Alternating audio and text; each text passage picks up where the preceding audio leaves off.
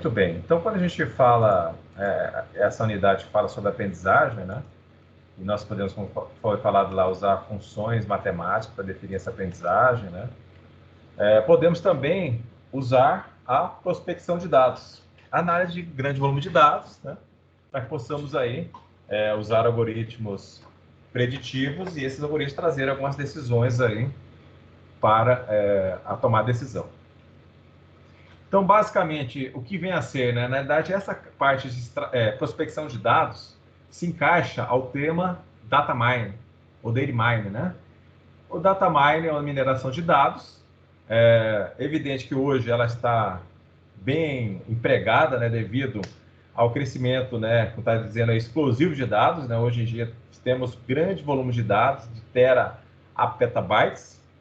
Essas informações estão aí disponibilizadas em diversas plataformas, basicamente, né? E a web fez com que isso ganhasse grande volume, grandes proporções, né, de captura de dados. Então, existem essa coleta de dados pode ser realizada via navegações, via sensores, via basicamente um sistema de compras, redes sociais, né? Então, tem muitas coisas ali que estão ali envolvidas, né? Então, essas fontes podemos categorizá-las basicamente em três, né? Em negócios, que é o comércio eletrônico, transações, ações, entre outras situações, né? Vocês conseguem dar o exemplo de uma outra parte de negócio também que consigamos colher informações?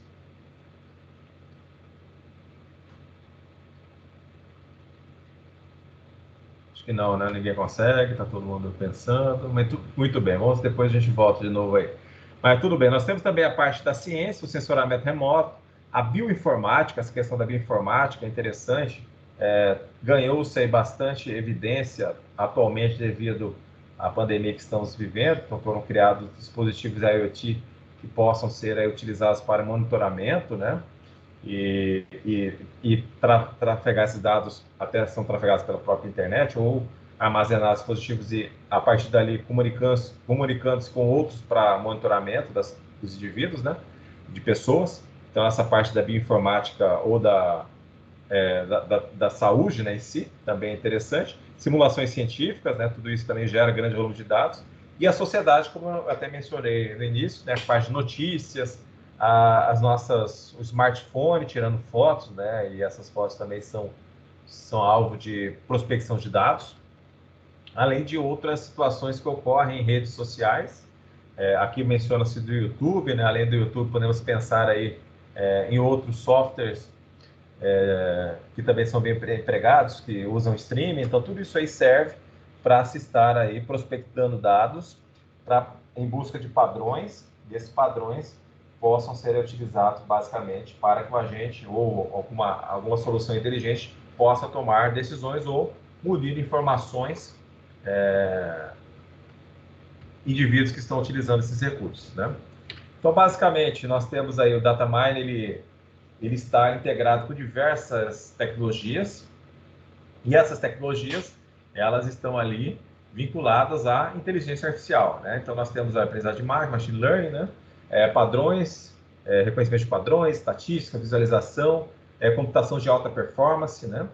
Banco de dados, tecnologia de banco de dados, algoritmos que consigam trabalhar com essas informações, esse grande volume de informações, aplicações. Então, todas as informações, evidente, estariam ali utilizando o data mine, essa mineração de dados, e isso tudo pode e deve ser utilizado dentro da parte da inteligência artificial. É uma situação que hoje em dia esses algoritmos consigam trabalhar com esse grande volume de dados, e a partir desse volume de dados, usando algoritmos, né, que consigam aí aprender, traz aí um benefício e podem ser utilizados, e são utilizados com grande eficiência dentro da área da inteligência artificial. Mineração de dados, acho que vocês já até são craques já nisso, né? Mas a ideia básica é quem ainda está por uma definição sobre o tema, né? O que vem a ser mineração de dados?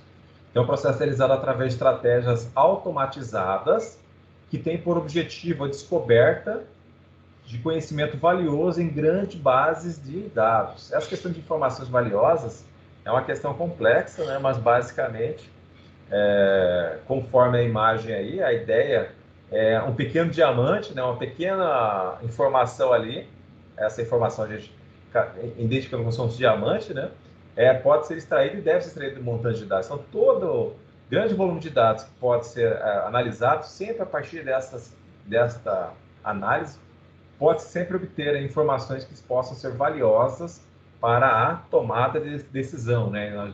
Isso aí é uma parte bem interessante e que existe uma grande facilidade que até os sistemas legados podem produzir aí, a partir dos seus dados, gerar informações aí relevantes para tomada de decisão. Então, a mineração de dados baseia-se na utilização de algoritmos capazes de vasculhar grande base de dados de modo eficiente a revelar padrões interessantes escondidos dentro dessa montanha de dados, né? Então, essa parte do data mining... Oi?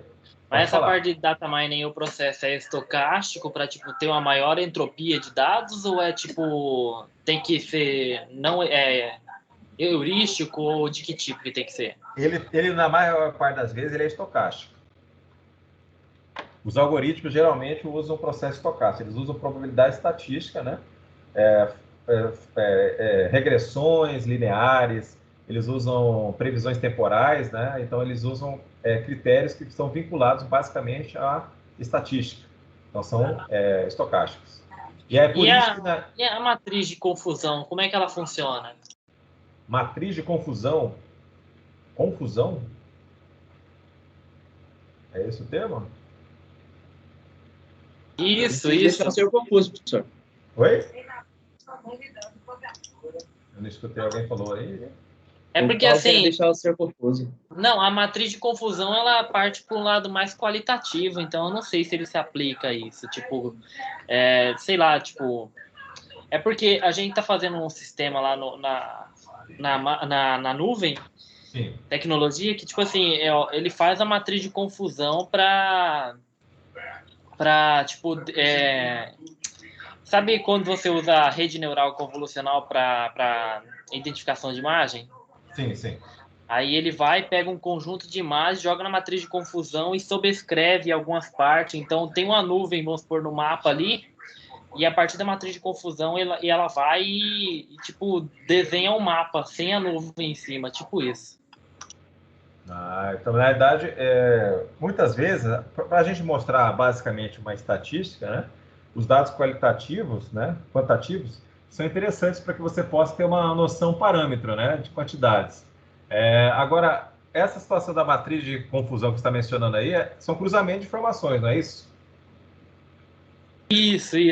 É porque, assim, fala matriz de confusão porque reúne dados de todo quanto é tipo, né? Exatamente, para fazer os cruzamentos, a partir disso, se observar decisões. Essa matriz de confusão, basicamente, ela vai precisar de alguma...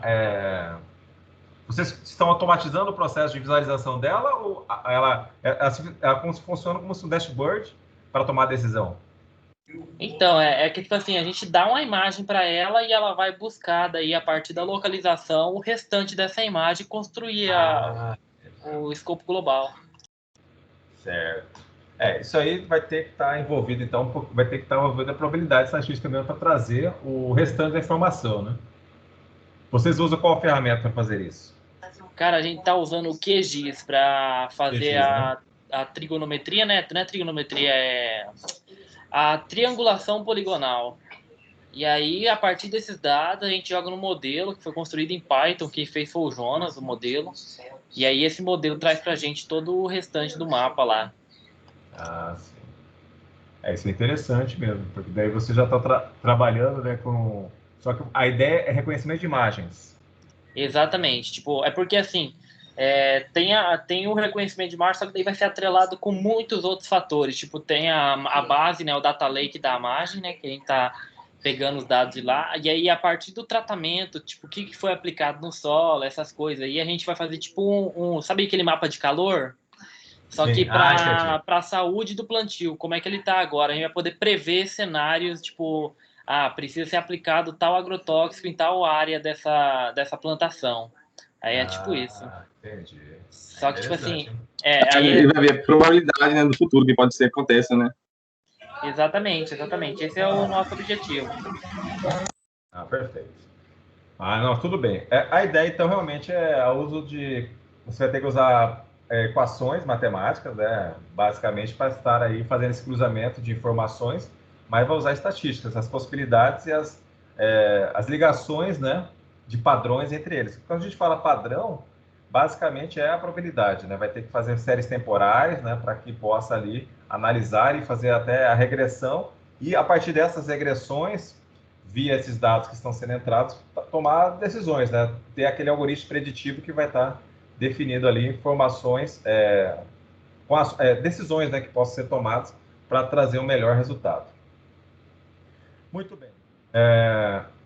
Então, existem aqui, voltando ao nosso tema aqui do Data Mining, existem aqui, então, algumas ferramentas que nos auxiliam, né?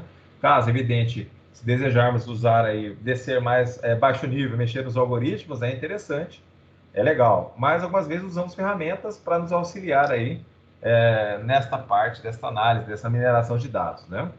Então, basicamente, quando se pensa em uma mineração de dados, contextualmente, né, academicamente, podemos mencionar essas 5 propriedades, né? Para que se encontre o diamante aí, ou seja, aquela informação que vai valer toda aquela mineração de dados, basicamente ela tem que ter essas 5 propriedades, né? Que é a validade, interpretabilidade, a utilidade, né? A novidade e a inesperabilidade. Então, essas as 5 propriedades, se fôssemos aí padronizar o que nós podemos considerar uma informação como diamante, seriam essas propriedades que devem ser atendidas, tá? Temos aqui um exemplo de qualquer um, encontrado na maioria dos livros, nos cursos de Data Mining, é sobre as fraldas e a cerveja, né? Então, aí, diz aí os livros, que houve aí uma mineração de dados, um banco de dados, uma grande loja de departamento dos Estados Unidos, revelou que grande parte dos consumidores que faziam compras nas noites de quinta-feira, ontem, né? Seria ontem, hoje é sexta, costumam adquirir 2 produtos, fraldas e cerveja. Então, essa informação é evidente. Está lá a loja de departamento, vende diversos produtos, né?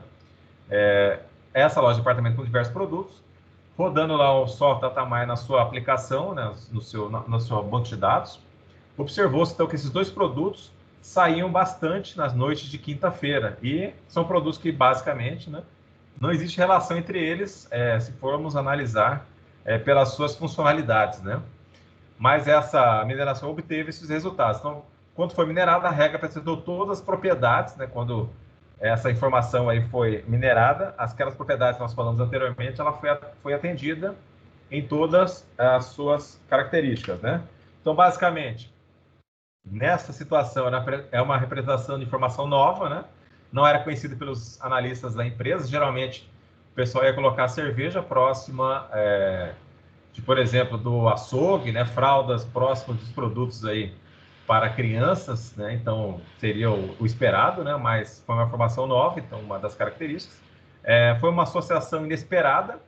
Então, os analistas imaginavam que as vendas de cerveja estivessem associadas apenas a produtos como salgados, como eu mencionei, né? Carne para churrasco e outras bebidas alcoólicas, né? Mas não a produto de higiene infantil.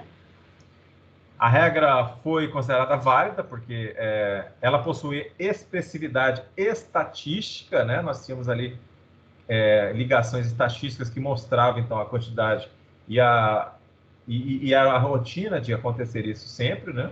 Uma porcentagem considerável de compras realizadas nas noites de quinta-feira continham ambos os produtos. Então, se analisasse os carrinhos ali antes de passar no caixa, eles tinham esses 2 produtos aí envolvidos.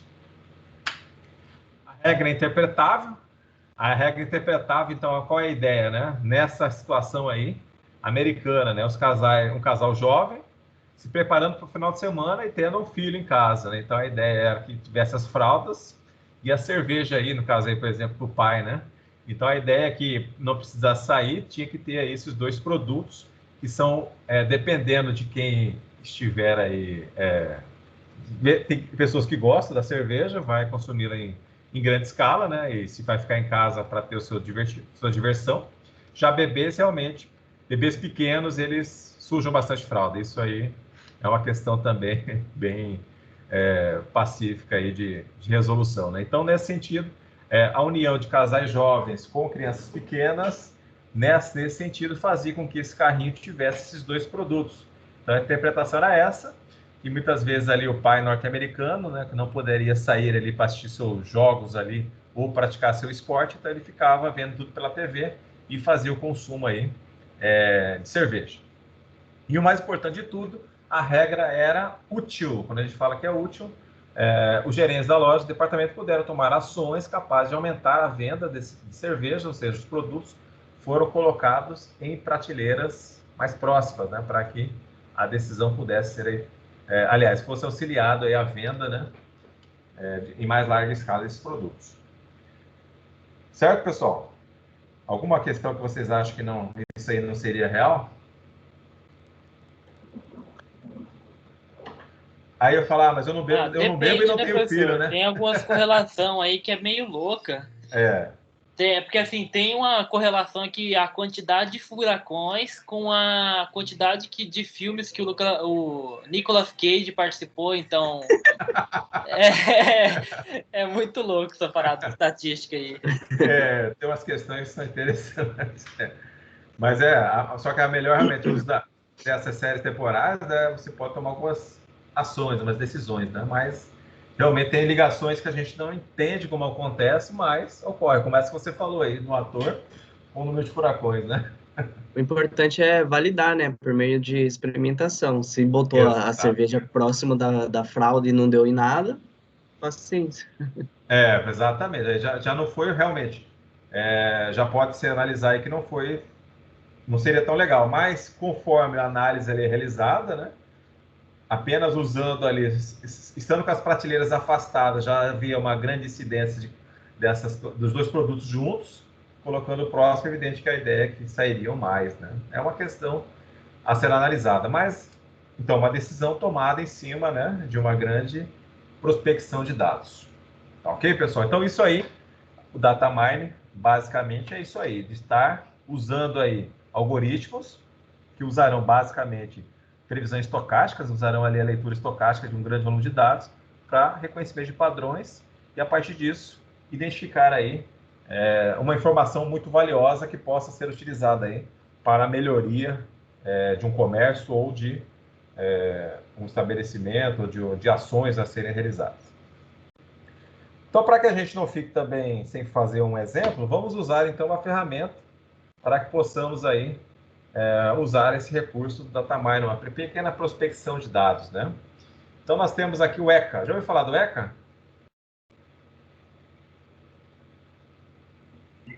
Não.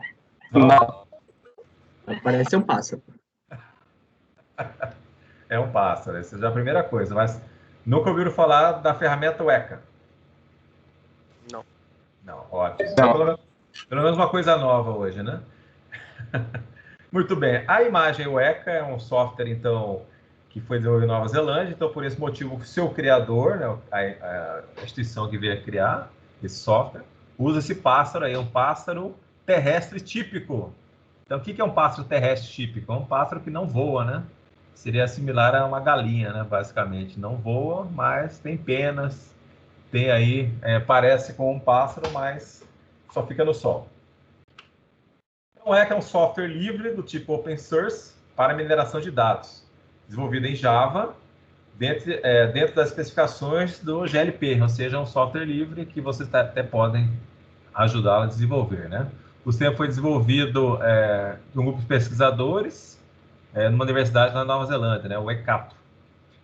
Ao longo de anos, ele se consolidou com a ferramenta de data mining, né? Mais utilizada em ambiente acadêmico. Seu ponto forte é a tarefa de classificação, mas também é capaz de minerar regras de associação de cluster de dados. Então, cluster, quando a gente fala cluster de dados, são agrupamentos, tá? Ele gera agrupamentos de dados. A partir desses agrupamentos, pode-se aí observar aí regras de associação desses agrupamentos. Então, o que o ECA tem? Ele tem ali ferramentas, tem embutido nele diversos algoritmos que podem ser aí utilizados para a mineração de dados. Então, ele tem ali diversas ferramentas de análise desse volume de dados. Então, muito bem. Basicamente, pode-se usar a ferramenta gráfica, que está aí descrita, essa imagem do ECA, ele é uma ferramenta que você pode usar a parte gráfica ou usar console, ou seja, passando aí diretivas via prompt, e ele possa ali, a partir dessas diretivas, realizar ali as ações solicitadas. Então, usando prompt de comando. O que nós vamos fazer agora? Vamos fazer o download dessa ferramenta. Então, eu preciso aí que vocês vamos acessar a internet, né? E a partir dela, vamos estar aí fazendo o download do ECA.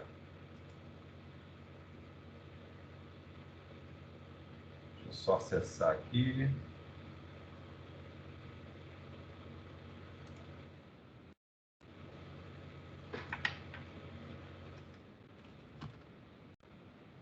Muito bem, então vamos abrir aqui o navegador. Estão visualizando a tela aqui Não. do Windows? Não? Eu tô. Agora tô. A minha internet aqui é uma benção aqui. Muito bem, vamos procurar aqui, ó. Escreva aí o ECA Download, por exemplo, no navegador. Aí ele vai estar, tem aqui uma opção www.cs.ecato.ac.nz. É essa opção aí que a gente tem que estar escolhendo, tá? Clique nessa opção aí, tá? O ECA 3, Dead Money with Open Source Machine Learning. Clicando nessa opção, ele já vai estar remetendo aqui para o site deles. Então, o ECA é uma ferramenta que tem tem livros, tá, pessoal? Livros, tem diversos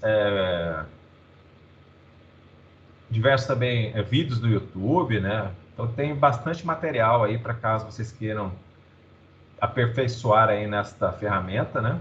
Então, ele é uma ferramenta bem interessante que pode ser aí utilizada até com vista profissional, né, evidente, para prospecção de dados. Acessaram o site aí, pessoal? Calma aí, pessoal. Tá.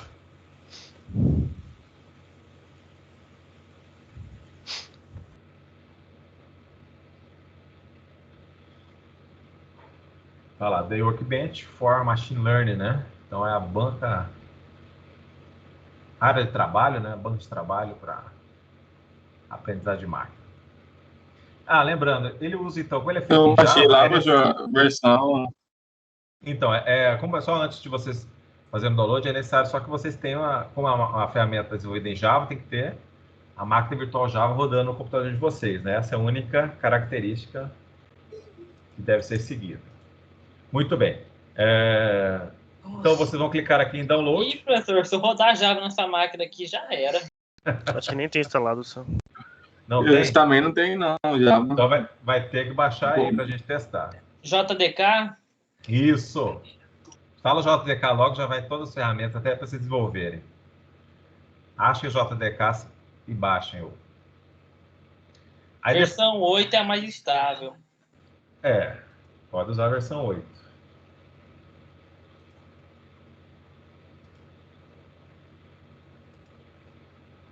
Quem já está nessa interface, a versão aqui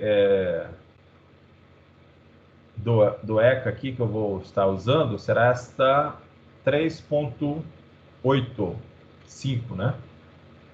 Azul Zulu 3.85. É só clicar, se vocês devam clicar aí, cliquem para o download, tá? Clique aqui, né? Ele estará passando aqui para o SourceForge, para o download. Já vai começar o download, são 119 megas apenas.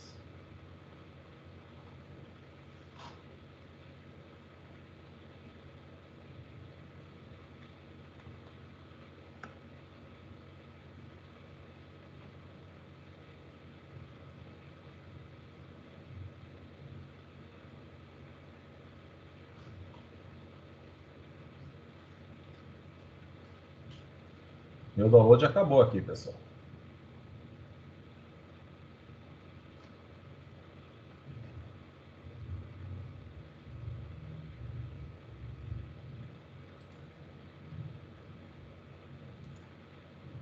Opa.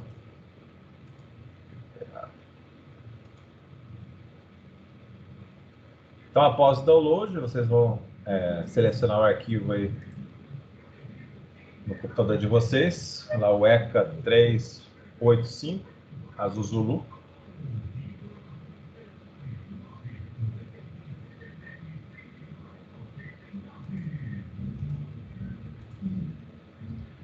E aí, pessoal?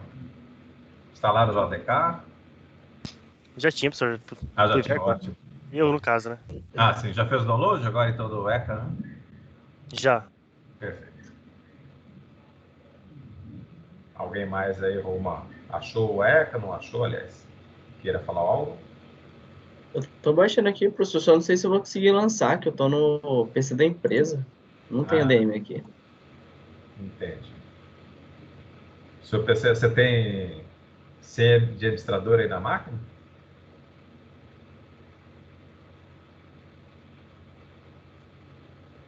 Tem TeamViewer aí? Ô, professor, só não vou instalar isso aí porque minha máquina aqui tá topada já, cara. Tá. Tipo, só tem tá bom. 10 GB disponível aqui nela. Minha no VM tá limite. com 1 GB só. Não, só tem 250 GB o HD aqui. Eu tô rodando um monte de serviço aqui, aí dá nisso. Tá levinho, Paulo. Mas tá certo, vamos lá. Então, a instalação é simples. Vocês apenas executar aqui a aplicação, vai aparecer a tela de... Cadê a tela? Então, o meu agora parou, agora apareceu. Confirmação. Aí tem o wizard dele aqui, a instalação é só clicar aí no avançar, aceitar aqui. Avançar até ele iniciar a instalação.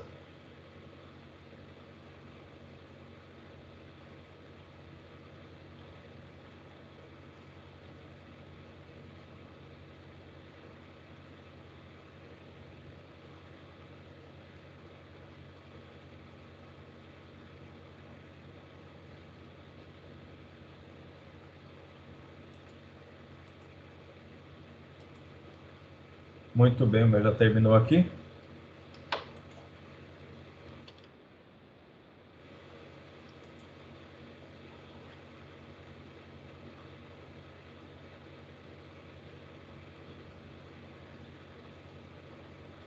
Está avisando aqui que tem alguns pacotes que precisam aí serem instalados aí para usar melhor a estrutura do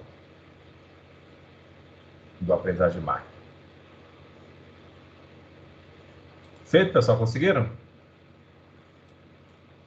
Eu sei que alguns não vão instalar, mas é bem simples, então é só tendo aí a instalação pronta do JDK. Ué, o pessoal saiu? Já caiu a internet deles? Depois você instalar o software, caiu a internet? Diga. Calma aí, tô tentando achar aqui. Ele instalou, mas só que não criou um atalho. Pois é, não criou. Entra no... só você tenta aqui no buscar do Windows, né? O ECA. Vai aparecer. Foi, tá abrindo. Então, basicamente, essa a nossa missão era apenas instalá-lo, né? Por enquanto. Mas aqui nós temos a opção, então, de usar o Explorer aqui. Nessa opção aqui que a gente vai importar aqui o arquivo para análise, tá? Esse arquivo é importado aqui. E a partir disso a gente pode, ó, no filtro dele, ó, nós temos Choose aqui, para escolha, nós podemos usar a aprendizagem supervisionada, né? E não supervisionada, como filtros, para que ele busque os atributos. E aqui nós temos os algoritmos que podem ser utilizados por ele. Então tem aqui algumas possibilidades de uso, tá? E esse algoritmo aí, professor, supervisionado e não supervisionado também? Como é que é? Qual que é o nome do algoritmo? Mostra aí para nós. Olha, tem diversos algoritmos aqui, cara. Agora, a gente vai ter que buscar um arquivo primeiro. Vou ter que importar um arquivo aqui. É porque esse nome... Ela abre aqui, ó, essa opção aqui de classificação. Ó. Nessa classificação aqui do cluster, nessa opção aqui, a gente vai ter acesso a alguns algoritmos. Como de árvore, como nós vimos ali, ó, árvore de decisão, SVM, né, entre outros. Tem um de espalhamento também, né? Espalhamento. Regressão linear, essas paradas. Isso, todos eles. É o seguinte, pessoal. Então, essa missão desta aula era chegar até a instalação, tá? Aí a gente vai fazer agora a outra aula, né? Daqui a pouquinho, para que a gente faça o exemplo do arquivo a ser importado. Antes disso, vocês farão o seguinte: além dessa ferramenta que vocês estão visualizando, nós temos alguns itens aqui que vocês vão pesquisar aí para que vocês saibam como também eles podem ser utilizados e como eles funcionam, né, dentro da mineração de dados. Então, nós temos aqui o MapReduce, Spark, Mine Data Stream, associação de regras, né, Cluster, KNN, que é a vizinhança, o Perceptron, o SVM. Essas ferramentas todas aqui, né, no caso, quando eu falo ferramenta, nós temos aqui algoritmos e temos ferramentas como Spark, que seria similar aí ao WEC. São ferramentas que podem ser utilizadas aí na mineração de dados. Então, a ideia é que vocês farão uma pesquisa também, para que vocês possam colocar as características básicas, né, dessas ferramentas, como elas funcionam. A ideia é que estaremos aí, vocês estarão pesquisando e verificarão como elas funcionam dentro do contexto da prospecção de dados ou na mineração de dados, né, ao mesmo tempo. Ok? Esses temas aqui, vocês já viram a utilização deles? Professor, Só o Spark, professor. Eu já vi o Perceptrons. Certo. Esse KNN é o Convolutional Network, né? Neural Network. Não, esse daqui é outro. Esse daqui é de vizinhança. Ah, entendi. É de vizinhança, aqui é de vizinhança aqui. Entendi. O convolucional, geralmente, a gente usa CNN. CNN, eu confundi. Mas tudo bem. Então, aí vocês farão essa pesquisa também, né? Para que a gente possa estar verificando. Aí vocês vão discutir depois sobre esses itens aqui, que estão também relacionados à mineração de dados, tá? Para a gente estar, quando falar sobre o tema, né, saibamos o que cada um mais ou menos trabalha. Ok, pessoal? Então, nós vamos fazer o seguinte agora. Essas duas atividades que eu passei aí, evidente que vocês, caso queiram já começar a fazer, poderão fazer. E aí a gente vai, então, fazer agora já um intervalo. Deixa eu ver aqui. Entraremos agora no intervalo. E assim que retornar no intervalo, faremos um exemplo dentro do ECA. Tá certo? Beleza. Beleza? Então, vamos fazer isso. Aí vocês têm já essas duas, e caso vocês queiram já começar a fazer a pesquisa dessa atividade aí, dessa última que eu estou passando aí, já podem começar a fazer. E assim que retornar no intervalo, nós faremos um exemplo prático dentro do ECA. Caso você já queira adiantar e olhar o ECA também, fica a critério, tá? Mas a gente retorna daqui a pouquinho. Vou parar aqui a gravação e a gente retorna daqui a meia hora.